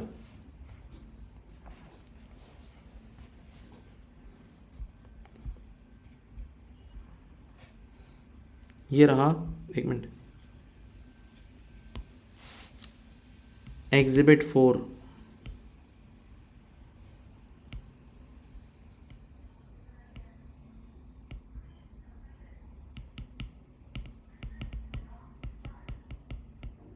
ओके, ये रहा। चलो, Waitangi company purchase 90% of the controlling interest in Hasan for 90 million. ये पहले इसने 90 मिलियन में ख़रीद लिया था। On consolidation of subsidiary non controlling interest was measured at fair value. सही है जी। NCI फेयर वैल्यू पर रिकॉर्ड होती है। NCI किस वैल्यू पर रिकॉर्ड होती है? फेयर वैल्यू पर रिकॉर्ड होती है। NCI is recorded at fair value. Okay, चलो। During the accounting period of Waitangi company sold, देखा ऑलरेडी 90% शेयर थे, 10 बेच दिए, of the equity for Hasan for 25 million. ठीक है, तो इस केस का नाम है, मैं आपको बताऊं, सब टू सब। ऑलरेडी 90 थे, 10% बेचा तो अब 80 हो गया। तो पहले भी कंट्रोल था, बाद में भी कंट्रोल है। तो इन इकोनॉमिक रियलिटी कोई कंट्रोल नहीं गया, इन इकोनॉमिक रियलिटी कंट्रोल नहीं गया। नाउ अगेन ऑफ 50, अब यहाँ से गेम शुरू हुआ। अब देखो घबराहट शुरू। इसने क्या करा, इसने कहा, ये देखो इसने यूँ करा, 90% शेयर लिए थे 90 में, देखो 90% शेयर खरीदे थे 90 मिलियन के, तो इसका मतलब 10% शेयर 10 के हुए, मोटा मोटा हिसाब पकड़ा। 90% शेयर 90 मिलियन के, तो 10% की कॉस्ट कितनी थी? 10 मिलियन। लेकिन ये 10% बिके कितने में? 25 में। 10% बिके कितने में? 25 में। तो कॉस्ट के हिसाब से चले, कॉस्ट के हिसाब से चले तो सीधा सीधा 15 मिलियन का गेन हुआ है, जबकि ऐसा होता नहीं है। कंसोलिडेटेड बुक्स में ऐसा काम नहीं करते, लेकिन इसने कॉस्ट के हिसाब से चला, तो इसको गेन कितना हुआ? A gain of 15 million being the difference between the sale proceeds and the cost of purchase sold has been recognized in the group equity and reported in other comprehensive income. Very wrong, very wrong। पहली तो बात यह है कि group का जो exchange gain और loss है वो अलग तरीके से निकलता है। सॉरी, ग्रुप का ये जो सब टू सब केस होता है ना, इसकी वर्किंग अलग किस्म की होती है। मैं सिखाऊंगा अभी, मैं क्या सिखा चुका हूँ तुम्हें पहले यार, ऐसे क्या देख रहे हो, अभी वापस से सिखाऊंगा। ठीक है, ग्रुप की वर्किंग अलग होती है। ये वाला जो काम इसने किया है ना, ये इंडिविजुअल बुक्स के लिए किया है, लेकिन इंडिविजुअल बुक्स के हिसाब से भी गलत किया है। ये वाला काम जो इसने किया है ना भाई, कि 10 मिलियन की कॉस्ट थी, 10% की जो कॉस्ट थी, 10% शेयर्स की कॉस्ट थी 10 मिलियन, और वही 10% शेयर्स बिके हैं 25 मिलियन में। तो 15 मिलियन का जो सूखा सूखा गेन हुआ ना, ये इंडिविजुअल बुक्स का गेन था, और ये उसूलन इंडिविजुअल बुक्स के भी पीएनएल में जाना चाहिए था। ये उसूलन इंडिविजुअल बुक्स के भी पीएनएल में जाना चाहिए था। बात सुने, क्योंकि आपने पढ़ा हुआ है कि आप जब भी शेयर्स बेचते हैं, चाहे वो फेयर वैल्यू थ्रू पीएनएल पे रिकॉर्डेड हो या फेयर वैल्यू थ्रू ओसीआई पे, उसका फाइनल गेन पीएनएल में ही जाता है। ठीक है, तो ये पीएनएल में जाना चाहिए था, इसने कहाँ बुक कर दिया, ओसीआई में। तो सबसे पहले तो ओसीआई से हटाएंगे, ओसीआई गलत बुक हुई हुई है भाई। ओसीआई में ये 15 मिलियन यानी 15,000, इस सवाल के हिसाब से 15 मिलियन मतलब 15,000 गलत बुक हुए हैं। इसको हम लाजमी फॉर श्योर सही करना है, ओसीआई को सही करेंगे। ठीक है, तो बच्चे ने कहा जब इंडिविजुअल बुक्स की गलती है, इंडिविजुअल बुक्स की गलती तैरती तैरती कंसोलिडेटेड बुक्स में पहुंच गई, तो वहाँ से तो सही कर लेंगे। क्या दोबारा इसको इंडिविजुअल बुक्स में जहाँ सही पोस्टिंग होनी चाहिए थी वो बुक करेंगे? नहीं करेंगे, नहीं करेंगे। क्यों? ये कंसोलिडेशन का एक टेक्निकल तरीन एरिया है, क्योंकि कभी कभार इंडिविजुअल बुक्स की अकाउंटिंग ऑलरेडी, सुनना मेरा डायलॉग, इंडिविजुअल बुक्स के गेन ऑलरेडी बुक हुए हुए होते हैं, ऑलरेडी बुक हुए हुए होते हैं। अब वो आपको बोलता है कंसोलिडेटेड बुक्स के हिसाब से गेन बुक करो। तो ऐसी सूरत हाल में जो कुछ इंडिविजुअल बुक्स में हुआ होता है, पहले उसको रिवर्स करके जीरो करते हो। जो कुछ इंडिविजुअल बुक्स में हुआ होता है उसको रिवर्स करके जीरो करते हो, और फिर कंसोलिडेटेड बुक्स की जो अकाउंटिंग होती है वो डायरेक्ट एक बार कर देते हो। क्योंकि अगर ऐसा नहीं करोगे तो डबल काउंटिंग हो जाएगी। ऐसा नहीं करोगे तो डबल काउंटिंग हो जाएगी। सोचो। लेकिन इस सवाल में शुक्र है वो वाला सब नहीं करना पड़ेगा। बस ये जो इंडिविजुअल बुक्स में गलत काम किया है ना, और वो गलत काम कंसोलिडेटेड बुक्स तक पहुंच गया, उसको ख़त्म करो और नए सिरे से कंसोलिडेशन का काम कर दो, वो मैं करवा दूंगा। चलो सर, ये जो 15,000 है आपको कहीं नज़र आ रहा है? चलो देखते हैं, अभी जो प्री पॉपुलेटेड बुक्स गिवन है ना उसको देखते हैं। आ जाओ जनाब, ये रहा, देखा, ये रहा अदर कॉम्प्रिहेंसिव इनकम के अंदर, ये रहा। इसको मैं रिवर्स करूँगा, ये मैं रिवर्स कर दूंगा। This is perfect, this is perfect, इसको रिवर्स करूँगा। और हाँ, यहाँ भी कुछ नया बुक करूँगा, यहाँ नया, यहाँ बुक करूँगा कुछ ना कुछ, ये इसको मैं सही करूँगा।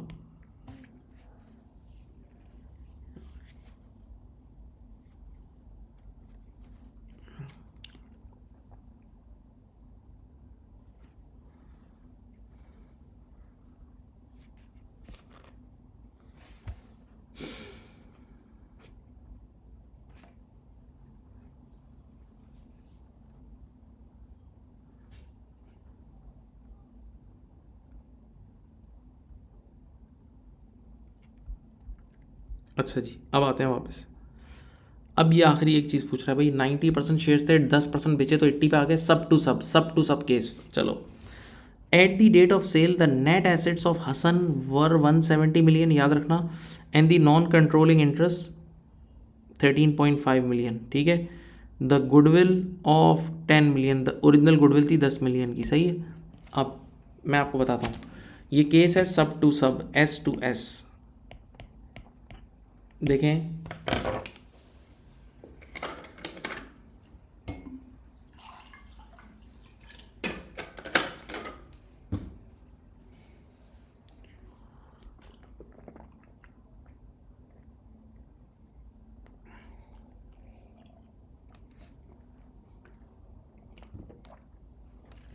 यहाँ देखें, कहानी ये है, सब टू सब में और डिस्पोजल का केस है। सब टू सब में डिस्पोजल का केस है।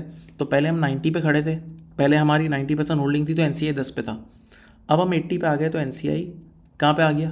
20 पे। तो हमें एक चीज़ निकालनी होगी, इंक्रीज़ इन एनसीआई। क्या निकालना होगा? Increase in NCI. सही है।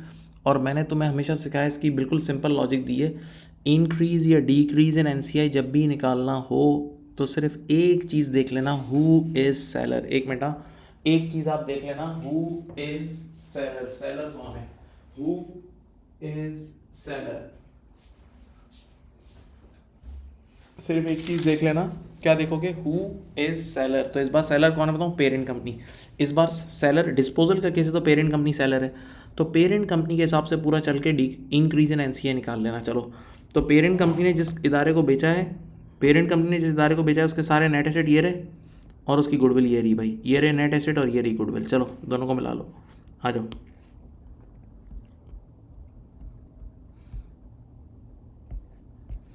बस थोड़ा सा यहाँ देखो, उसके बाद फिर थ्योरी पढ़ते हैं जो भी है। हमें निकालना है इंक्रीज इन एनसीआई, ठीक है। और मैंने क्या तुम्हें डायलॉग बोला था, जब भी इंक्रीज या डिक्रीज इन एनसीआई निकालना हो तो ये देख लेना, हु इज़ सेलर, ठीक है, याद है। ये बड़ी अच्छी टेक्निक है, मुझे काफ़ी लोग इस पर फीडबैक देते हैं, ये आसान टेक्निक है।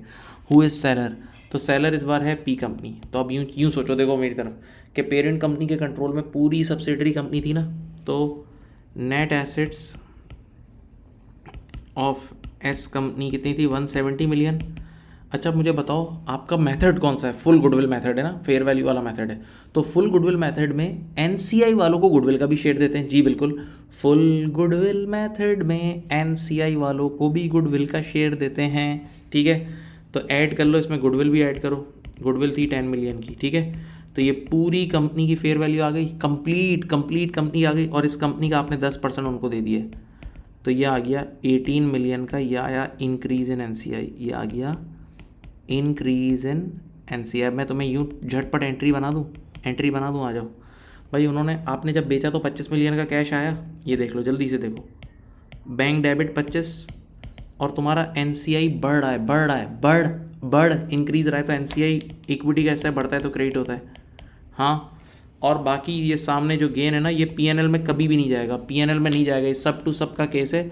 कोई ओनरशिप, कोई इन इकोनॉमिक रियलिटी कोई कंट्रोल नहीं किया, हाँ कंट्रोल जाता है तब पीएनएल में गेन और लॉस। तो ये ओसीई में जाएगा 7 मिलियन, ठीक है। अब बच्चे ने कहा कि क्या ये ओसीई अदर कॉम्प्रिहेंसिव इनकम है, ओसीआई है, नहीं। बड़ा ज़बरदस्त कॉन्सेप्ट है ये भी। सर क्या ये जो 7 मिलियन का ओसीई है, क्या ये अदर कॉम्प्रिहेंसिव इनकम है, नहीं बेटा। अदर कॉम्प्रिहेंसिव इनकम के अंदर एक्विटी के, मेरे आवाज़ सुने, ये बहुत बेसिक बातें बता रहा हूँ, बहुत बचपन में पढ़ाई है आपको। अदर कॉम्प्रिहेंसिव इनकम के अंदर एक्विटी के वो चेंजेस रिकॉर्ड होते हैं जिनमें खुद ओनर इन्वॉल्व ना हो, जबकि इसमें है। ये जब मैं एनसीआई के साथ डील कर रहा हूँ, एनसीआई वाले ओनर्स हैं, एनसीआई वाले क्या हैं, तो ये ओनर इन्वॉल्व है, तो ये ओसीआई में नहीं जाएगा, ये डायरेक्ट सोशी में जाएगा, statement of changes in equity में जाएगा। तो ये इस सवाल में तो statement of changes in equity बनानी नहीं है, इस सवाल में तो statement of changes in equity बनानी नहीं है। तो इस सवाल के लिए ये वाला 7 कहीं भी नहीं जाएगा, यानी 7 हम पोस्ट करके दिखाएंगे नहीं, बस एंट्री बना के समझा दो जो रिक्वायरमेंट है, सही है।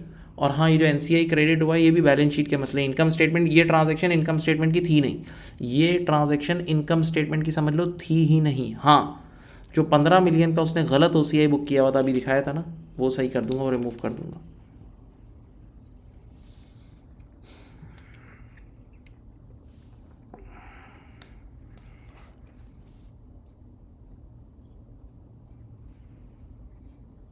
चलो आ जाओ, ये सिंपल आपने ये, अब कितने मार्क की रिक्वायरमेंट थी बताऊँ, ये सारी कैलकुलेशन वगैरह मिला के ये रिक्वायरमेंट थी। आ जाओ मेरे प्यारे बच्चों, 7 मार्क्स। चलो 7 मार्क्स में से आपने ये समझ लो, ये सारी कैलकुलेशन 2.5 to 3 मार्क्स तक की आपने करनी है। फिर 4 मार्क्स का ये है, Waitangi sale of 10% Hasan's equity does not result in the loss of control. मैंने पहले ही बोला था, कंट्रोल पहले भी अपने पास है, अब भी अपने पास है, नॉर्मल बात है, नॉर्मल इंग्लिश है यार, ये कोई।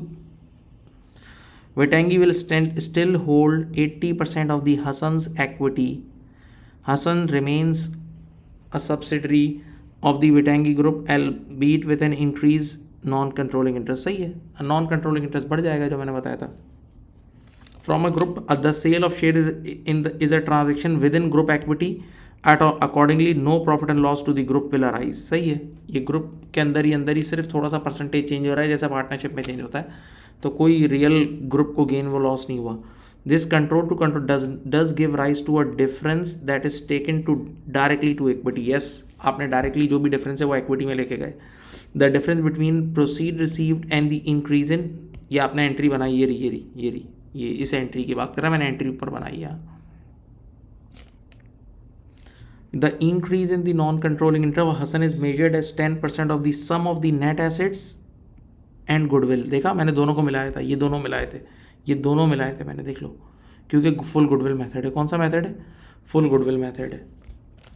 Goodwill is relevant to include as the non controlling interest at acquisition was measured at fair value, खुद बोल रहा है, देखो फुल गुडविल मैथड है इस वजह से, फुल गुडविल मैथड है इस वजह से समझा भी रहा है, meaning the goodwill is full goodwill and is accordingly partially attributable to non controlling interest. तो ये चारों पॉइंट आप एक एक मार्क आराम से इस पर उठा सकते हैं, 4 मार्क्स इस पर उठा सकते हैं।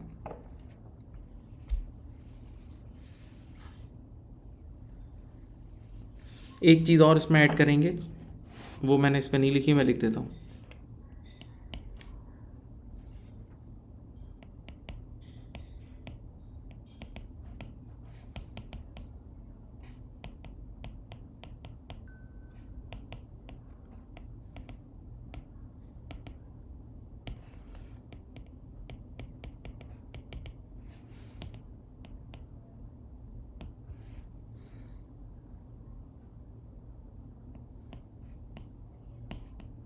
It should be reversed from OCI in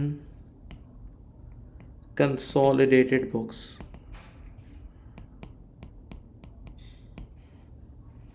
इसकी करेक्ट ट्रीटमेंट भी बता दो कि इंडिविजुअल बुक्स में ये जो फाइनल गेन होता है पीएनएल में जाता है।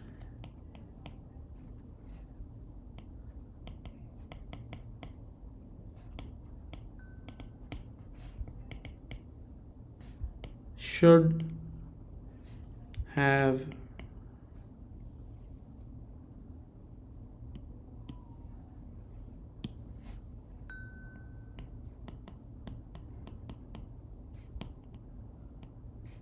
in profit and loss of individual books of P company. हाँ, individual books of P company में देखो, याद करो, देखो मैं समझाता हूँ। देखो इंडिविजुअल बुक्स में तो कोई कंसोलिडेशन नहीं हो रही, पहले मेरी बात सुनना। इंडिविजुअल बुक्स में कोई कंसोलिडेशन नहीं, नो नहीं हो रही। तो वहाँ तो इन्होंने शेयर्स को simple fair value through PNL या फेयर वैल्यू थ्रू ओसीआई पे रिकॉर्ड किए हुए होंगे ना। तो फेयर वैल्यू थ्रू पीएनएल या फेयर वैल्यू थ्रू ओसीआई वाली इन्वेस्टमेंट जो भी होती है ना, उसका फाइनल गेन और लॉस डायरेक्ट पीएनएल में जाता है। सही है। तो ये इंडिविजुअल बुक्स के भी पीएनएल में जाना चाहिए था, इस बेवकूफ़ ने ओसीआई में डाल दिया, तो मैं ओसीआई से रिवर्स कर दूंगा। वैसे ये भी ट्रीटमेंट पता होना चाहिए आपको, इतने बड़े हो गए हो, कि इंडिविजुअल बुक्स में जो कुछ भी होता है ना वो रिवर्स ही हो जाता है। इंडिविजुअल बुक्स में जो कुछ भी उसने इस तरह की सेल पे गेन या लॉस बुक किया हुआ होता है, चाहे बिल्कुल सही भी क्यों ना किया, वो बाद में हम कंसोलिडेशन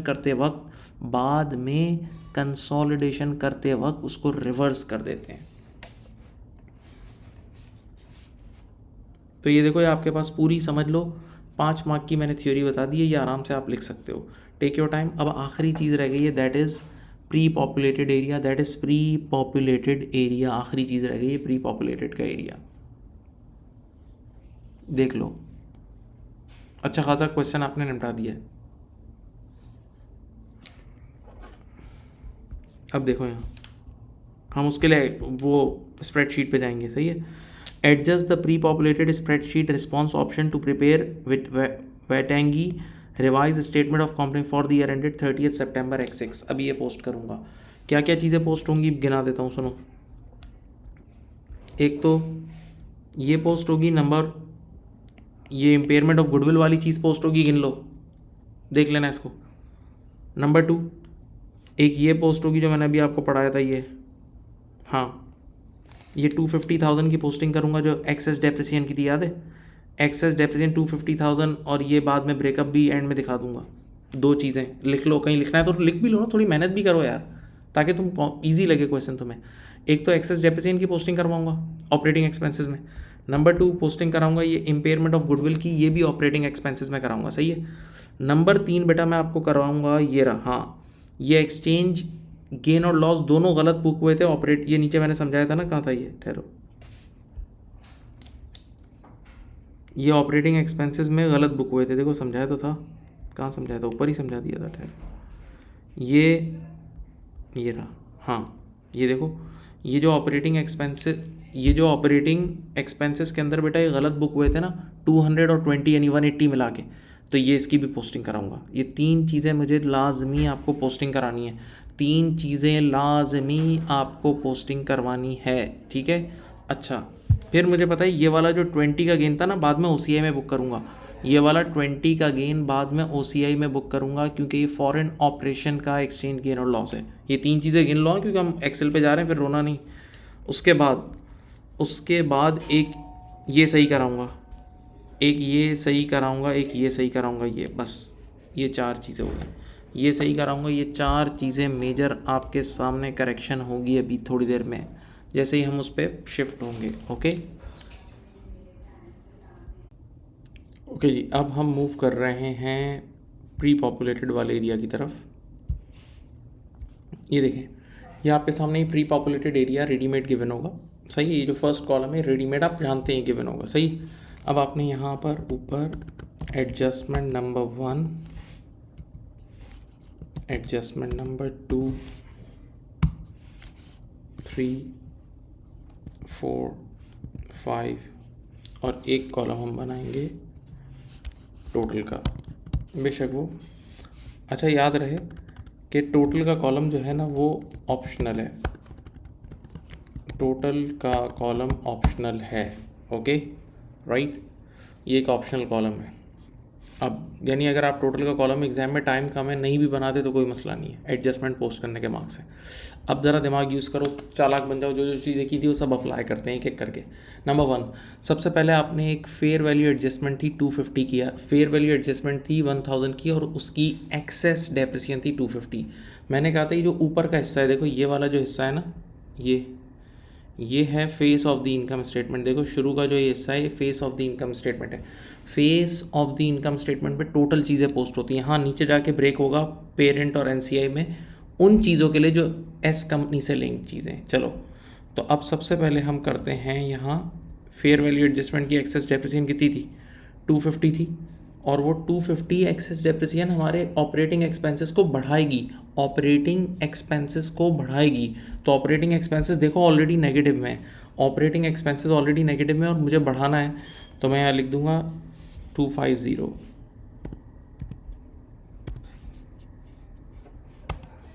ठीक है जी। अब अगली चीज़ क्या है देखो, उसके बाद एक आपके पास इम्पेयरमेंट का एक्सपेंस था, एक आपके पास इम्पेयरमेंट का एक्सपेंस था, इम्पेयरमेंट का एक्सपेंस था, याद है वो जो गुडविल की इम्पेयरमेंट हुई थी 2000 की गुडविल इम्पेयरमेंट हुई थी। मैंने कहा था face of the income statement पे टोटल ही जाएगी, face of the income statement पे टोटल ही जाएगी और वो भी ऑपरेटिंग एक्सपेंसेस का हिस्सा बनेगी, याद है। ये लो, ये भी पोस्ट कर दी, ठीक है। अब तीसरी चीज़ क्या होगी, उसके बाद आप लोगों को याद होगा एक था आपके पास, गौर से मेरी बात सुने, गेन था आपके पास एक, कौन सा गेन था, जो ट्रांसलेशन गेन था, याद है उसने 200 और 20 को नेट ऑफ किया हुआ था, 200 और 20 को नेट ऑफ किया हुआ था, जबकि दोनों अलग अलग थे। तो 20 जो था, दिमाग से सोचो, 20 जो था वो फॉरेन एक्सचेंज का गेन था, फॉरेन एक्सचेंज का गेन था, और असल में वो OCI के एरिया में जाना चाहिए था, क्योंकि फॉरेन ऑपरेशन का गेन था तो OCI में जाना चाहिए था, लेकिन इस बेचारे ने ऑपरेटिंग एक्सपेंसेस का नेट ऑफ कर दिया था। तो जब इसने ऑपरेटिंग एक्सपेंसेस का नेट ऑफ कर दिया था तो इसने ऑपरेटिंग एक्सपेंसेस को कम कर दिया होगा ना। अब दोबारा हम बढ़ाएंगे और ऑपरेटिंग एक्सपेंसेस ऑलरेडी नेगेटिव में है, तो यहाँ -20 लिख देंगे, यहाँ -20 लिख देंगे, राइट। ओके, देन उसके बाद फिर अगर आपको याद होगा तो एक फाइनेंस कॉस्ट का भी सेक्शन था, एक फाइनेंस कॉस्ट का सेक्शन था, भूल गए, एक एक्सचेंज लॉस था, लोन लिया था जो हमने, सही है, और वो एक्सचेंज लॉस इस बेचारे ने ऑपरेटिंग एक्सपेंसेस में डाल दिया था, एक ऑपरेटिंग एक्सपेंसेस में ऐड कर दिया था क्योंकि लॉस था, ऑपरेटिंग एक्सपेंसेस में ऐड कर दिया था क्योंकि क्या था, लॉस था। ओके, अब मैं क्या करूँगा, मैं दोबारा यहाँ से निकालूंगा, मैं यहाँ से निकाल के और इसको फाइनेंस कॉस्ट में डाल दूंगा। तो इसने ऑलरेडी जब ऑपरेटिंग एक्सपेंसेस बढ़ा दिए थे, मुझे ऑपरेटिंग एक्सपेंसेस कम करने हैं, तो ऑपरेटिंग एक्सपेंसेस कम करने के लिए मैं +200 लिखूंगा। लेकिन हाँ, यही अमाउंट नीचे जाके यहाँ फाइनेंस कॉस्ट में देख लो, नीचे जाके यहाँ फाइनेंस कॉस्ट में दोबारा फाइनेंस कॉस्ट को बढ़ा दूंगा, क्योंकि मैंने अभी आपको IFRS 18 का लेक्चर भी दिया इसी के अंदर, क्योंकि एक्सचेंज लॉस जो लोन से रिलेटेड है वो फाइनेंस कॉस्ट के हेड में चले जाएंगे, और हाँ अगर इन्वेस्टमेंट से रिलेटेड होंगे तो इन्वेस्टमेंट के हेड में चले जाएंगे, ठीक है, राइट। ये चीज़ हो गई, हाँ जी। अब यहाँ से मैं वैसे टोटल का कॉलम मैंने फिर बोला है ऑप्शनल है, लेकिन मैं आपके सामने बना देता हूँ। चलो ये तो एज इट इज़, इसमें कोई चेंज नहीं है। फिर आपके पास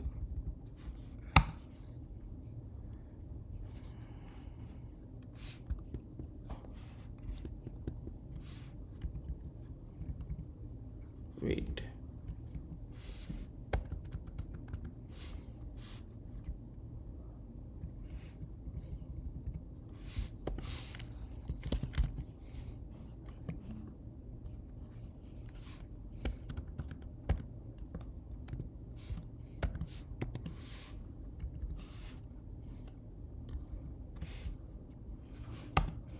ठीक है जी।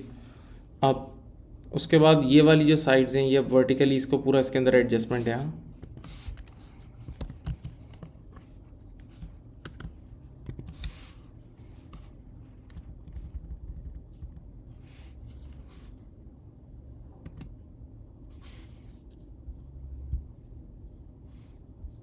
ठहरो,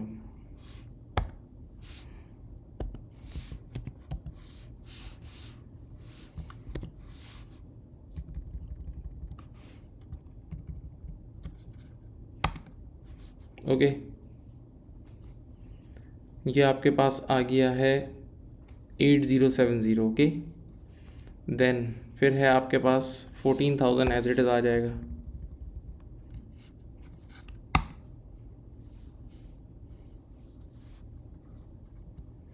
नहीं, इसको हमें ऊपर से ऐड वो करना होगा।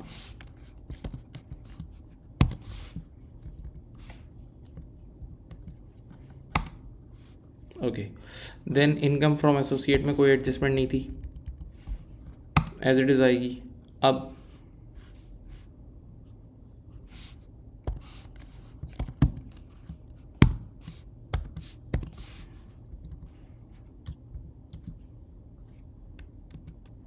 ओके, देन आपके पास फाइनेंस कॉस्ट एक -500 है, एक -200 है, कितनी हो गई?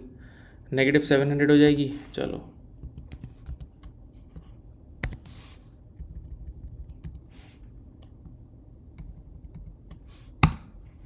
ठीक है जी। देन फिर आपके पास आ रहा है कितना? Profit before tax. चलो,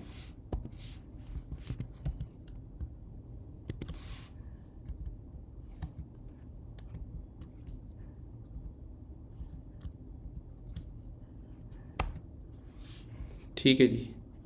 फिर है आपके पास income tax expense as it is आएगा।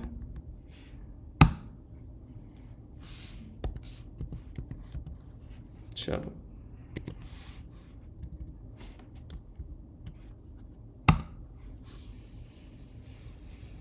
यहाँ तक आपने कर दिया है हम ही हम वाला प्रॉफिट, हम ही हम वाला प्रॉफिट आपने कर दिया है, हम ही हम वाला प्रॉफिट आपने कर दिया है, राइट।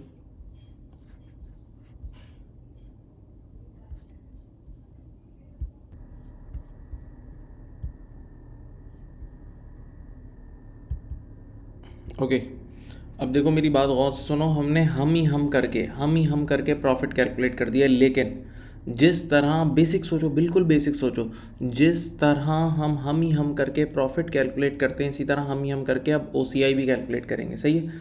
अब बेटा ओसीआई में क्या क्या चीज़ें आएंगी सुनो, याद करो। ये वाला जो 15,000, ये लास्ट एडजस्टमेंट अगर तुम्हें याद हो, ये 15,000 का जो उसने गेन बुक किया था ना, ये इसने इंडिविजुअल बुक्स में रिकॉर्ड करा था, उसके थ्रू कंसोलिडेटेड बुक्स में आ गया था, और ये गलत था। मैंने कहा था ये ओसीआई में आता ही नहीं है, ये ओसीआई में आता ही नहीं है, ये उसूलन इंडिविजुअल बुक्स के पीएनएल में आता है, ठीक है। लेकिन इसने ओसीआई में बुक करा था, हम यहाँ से हटा देंगे और इसका इंडिविजुअल बुक से लिंक ही ख़त्म कर देंगे। और फिर जो कंसोलिडेशन बुक का केस था, सब टू सब कंसोलिडेटेड बुक्स का केस था, वो करा दिया है मैंने, और उसका इनकम स्टेटमेंट से पूरी एसओसीआई से कोई लिंक नहीं था। तो ये 15,000 मैं यहाँ से हटा रहा हूँ, ये 15,000 बेटा मैं यहाँ से रिमूव कर रहा हूँ, ओके। एक तो ये कर दिया। नंबर 2, अब सुनो, ये रिवैल्यूएशन जो प्रॉपर्टी प्लांट एंड इक्विपमेंट की है ना, ये बिल्कुल सही है, इसमें कोई मसला नहीं है, नॉर्मल सी रिवैल्यूएशन है, इसमें कोई मसला नहीं है। लेकिन हाँ, आ जाओ इधर, ये क्या लिखा है? आइटम्स, अब देखो ये हेडिंग आई ना, items that may be reclassified to profit and loss, मतलब ओसीआई की कुछ चीज़ें ऐसी होती हैं जो आज ओसीआई में और कल आने वाले कल में पीएनएल में ट्रांसफ़र होती हैं, वो वाला हेड है। और इसमें एक बहुत मशहूर चीज़ है जो इस सवाल में आई हुई है, वो है एक्सचेंज गेन और लॉस ऑन फॉरेन ऑपरेशन, और वो था 20 रुपये का, याद है? ये रहा, ये देखो, ये रहा, ये 20 का। तो ये यहाँ 20 का गेन है, यहाँ 20 का गेन यहाँ ऐड हो जाएगा, ठीक है। अब चलो यहाँ साइड से टोटलिंग करते हैं, आ जाओ। ये कितना हो जाएगा, इक्वल, अच्छा मैं आज मैकबुक यूज़ कर रहा हूँ ना, तो मैकबुक में शॉर्टकट्स अप्लाई नहीं होते कुछ, तो इसीलिए मैं पूरा पूरा टाइप करके लिख रहा हूँ, ठीक है। ऊपर भी आपको ऐसा लगा होगा, इससे पहले वाली कुछ क्लासेस में वो माइक्रोसॉफ्ट यूज़ करा था, उसमें शॉर्टकट्स होते हैं, स्पीड से हो जाता है। अब फिर ये एज इट इज़ आ जाएगा, 250 में कोई चेंज नहीं है, ठीक है जी। फिर आपके पास ये आएगा, ये कितना है 20, ये भी एज इट इज़ आ जाएगा। चलो जी, अब देखते हैं 7730 प्लस 250 प्लस 20, 7730 प्लस 250 प्लस 20, आ जाओ।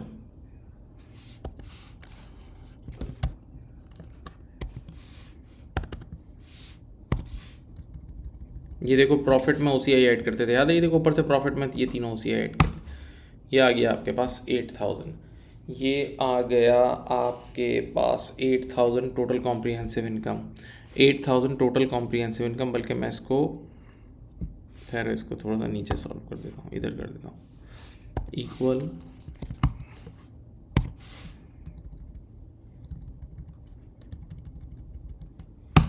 ठीक है जी। अब देखो हमने पहला मेजर काम कर दिया, हम करके प्रॉफिट भी निकाल दिया और हम करके टोटल कॉम्प्रिहेंसिव इनकम भी निकाल दी। अब याद करो, अब शेयर होल्डर जानना चाहते हैं ब्रेकअप, तो पहले ये 3 लाइनें लिखेंगे प्रॉफिट के लिए। देखो ये 3 लाइनें नज़र आ रही हैं, प्रॉफिट्स एट्रीब्यूटेबल टू, आंखें खोलो थोड़ा सा पास में जाओ, profits attributable to equity owners of P company, profits attributable to equity owners of P company, और NCI ऑफ इट टोटल। सही है, ये देखो ये 3 लाइनें नज़र आ रही हैं आपको, ये 3 लाइनें नज़र आ रही हैं, ठीक है।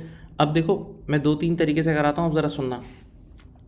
आपके पास जो राइट हैंड साइड, बेटा बिल्कुल जो राइट हैंड साइड पे वो एडजस्टेड है, तो बताओ तुम्हारा एडजस्टेड प्रॉफिट कितना था। इधर देखो ये था, ये तुम्हारा एडजस्टेड प्रॉफिट था, ये तुम्हारा एडजस्टेड प्रॉफिट था, ये तुम्हारा एडजस्टेड प्रॉफिट था 7730 तुम्हारा हम वाला टोटल प्रॉफिट था। अब तुम्हें किसी भी तरह क्या निकालना है, ये NCI निकालना है। अगर ये NCI निकाल दिया तो दूसरी बैलेंसिंग फिगर आ जाएगी, लेकिन NCI निकालने के लिए मैं तुम्हें बताऊं ज़रा, अगर तुम जाग रहे हो तो तुम्हें समझ में आ जाएगा कौन सी 2 चीज़ें इस सवाल में ऐसी थी जो मैंने एंट्रीज़ बनाई थी जो NCI को हिट कर रही थी। एक तो थी एक्सेस डेप्रिसिएशन, नंबर 1 सुनो, और नंबर 2 थी impairment of full goodwill method की गुडविल की इम्पेयरमेंट थी, सही है। तो देखो मैं यहाँ दोनों में पोस्ट करता हूँ, इधर देखो बेटा, ऊपर 250 की इस कॉलम में स्ट्रेट ऊपर देखो, ऊपर 250 की जो डेप्रिसिएशन थी उसमें से 50 का इम्पैक्ट यहाँ आएगा, उसमें से 50 का 50 का इम्पैक्ट यहाँ आएगा, और ऊपर जो 2000 की इम्पेयरमेंट ऑफ गुडविल थी, तो 2000 का 60%, ये वाली सब्सिडरी 60-40 थी, तो इसका 40% कितना होता है, 800 होता है, इसका 40% होता है 800, ठीक है। अब भाई ये 2 चीज़ें सिर्फ हिट कर रही हैं, आ जाओ यहाँ से कैलकुलेट कर लेते हैं।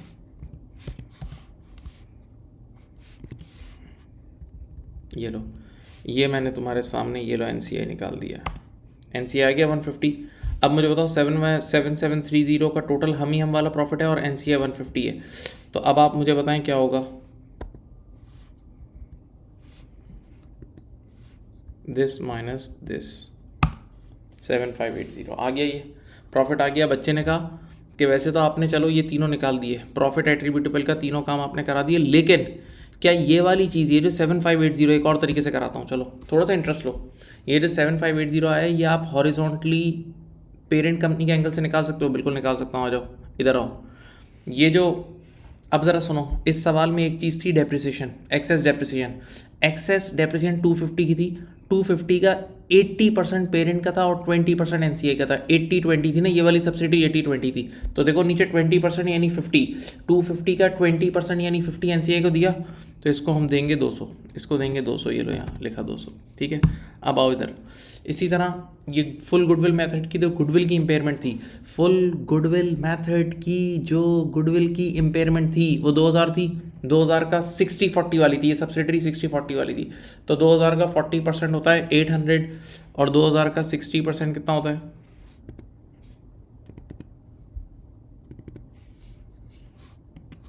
ठीक है जी, ऐसा ही है, ऐसा ही है, हाँ जी। अब उसके बाद ये कर लिया। अब ज़रा एक चीज़ सोचो, एक मिनट अकलमंद ये सोचो, ये वाला जो 20 का, ये वाला जो 20 का था ना, ये जो आपने -20 करा है, ये जो आपने -20 करा है, ये एज इट इज़ आ जाएगा, नीचे आ जाएगा, क्योंकि ये पेरेंट कंपनी का था, ये पेरेंट कंपनी का गेन था, ये 20 एज इट इज़ आ जाएगा। सही, देख लो 20 एज इट इज़। और अब बच्चे ने कहा सर व्हाट अबाउट दिस 200, ये वाला 200, इसका कुछ भी नहीं करेंगे, क्योंकि ये 200 एक बार प्लस हुआ और एक बार यहाँ से माइनस हुआ। देखो इनकम स्टेटमेंट में इसकी क्लासिफिकेशन का मसला था, ऊपर इनकम स्टेटमेंट में इसकी क्लासिफिकेशन गलत थी, तो इनकम स्टेटमेंट के एक हेड से दूसरे हेड में आया तो नीचे कोई इंपैक्ट नहीं आया होगा, नीचे कोई इंपैक्ट नहीं आया होगा। अब ज़रा चेक कर लो, चलो एक जस्ट फॉर योर सेटिस्फेक्शन, ये देखो ये नंबर है ना आपका 7580, ठहरो, ये नंबर आपके पास 7580 है। ज़रा ऐसे ही अपने कैलकुलेटर में चेक कर लो, 9000 लिखो, करके तो देखो, 9000 -200, ये हॉरिजॉन्टली चल रहा हूँ, 9000 -200 -1200 और फिर -20 करो, देखो क्या आता है। 9000 -200 -1200 और -20, यही 7580 आ जाएगा। तो हॉरिजॉन्टली भी आपकी पूरी पोस्टिंग हो गई है, हॉरिजॉन्टली मेरे प्यारे बच्चों पूरी पोस्टिंग हो चुकी है। ठीक है, अब थोड़ा सा इधर एंड में थोड़ा सा डिफरेंट है ये सवाल, मैं मानता हूँ, स्पेशली जब आप नीचे आए ना, तो इसके लिए थोड़ा सा मैथमेटिकल माइंड चाहिए, हल्का सा मैथमेटिकल माइंड चाहिए यार, क्या करें। SBR भी तो कर रहे हो यार, बेसिक थोड़ी कर रहे हो, और SBR के भी एंड पे हो यार, कितना पढ़ चुके हो यार, घाट घाट का पानी पी लिया तुमने।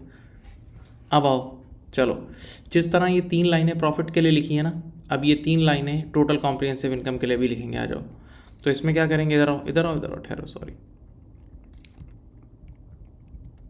ये लो, सबसे पहले ऊपर से जाके हम वाली टोटल कॉम्प्रिहेंसिव इनकम उठाओ, हम वाली टोटल कॉम्प्रिहेंसिव इनकम ये रही। ओके, अब आते हैं NCI पे आए, तो मेरा मानना ये है कि NCI, एक मिनट ज़रा सोच के बताओ, इस सवाल में क्या कोई NCI की OCI थी, कोई NCI वालों की OCI थी? नहीं थी, तो बस जो प्रॉफिट वाली एडजस्टमेंट थी ना वही लिख देंगे आप, वही वाली आ जाएगी, क्योंकि NCI की कोई OCI नहीं थी, NCI की अपनी कोई OCI नहीं थी, NCI की कोई OCI नहीं थी।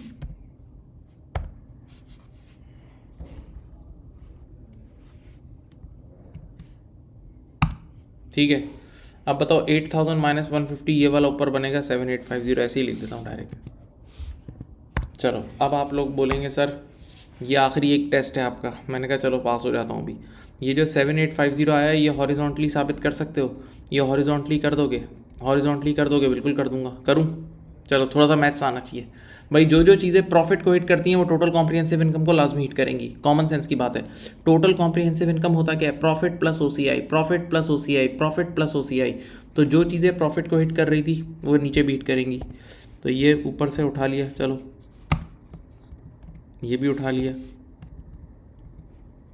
अच्छा, अब मैं तुम्हें एक बड़ी टेक्निकल बात बता रहा हूँ, ये वाली जो चीज़ है ना 20, ये देखो ऊपर ये +20 है और ये -20 है, तो यहाँ इसका इम्पैक्ट 0 होगा, यहाँ इम्पैक्ट इसका 0 हो जाएगा, कोई इम्पैक्ट नहीं होगा।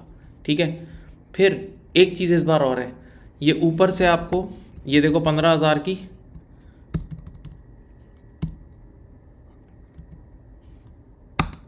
ये OCI, यहाँ ये OCI सिर्फ पेरेंट कंपनी की थी, ये पेरेंट कंपनी की OCI थी जो यहाँ सिर्फ हिट होगी। चलो अब चाहो तो आप देख लो, यहाँ करो कितना बना, ये 24250 है, जाके चेक करें हॉरिजॉन्टली। 1 मिनट ठहरो यार, 24250 ये नंबर है, -200 करो, फिर -1200 करो, फिर -15000 करो, 24250 मैं करके देखता हूँ। चलो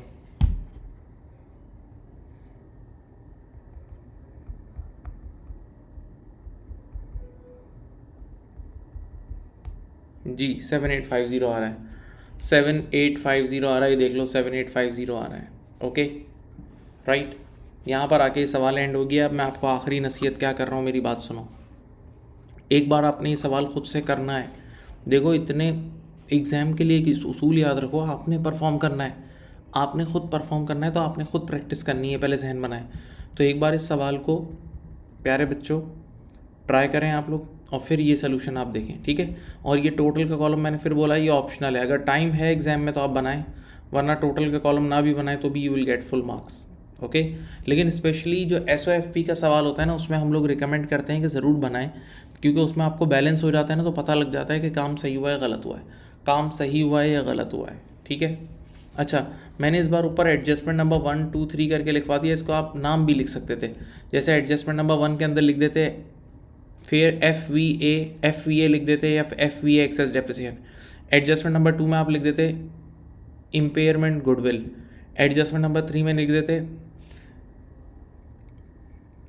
एक्सचेंज गेन फॉरेन ऑपरेशन।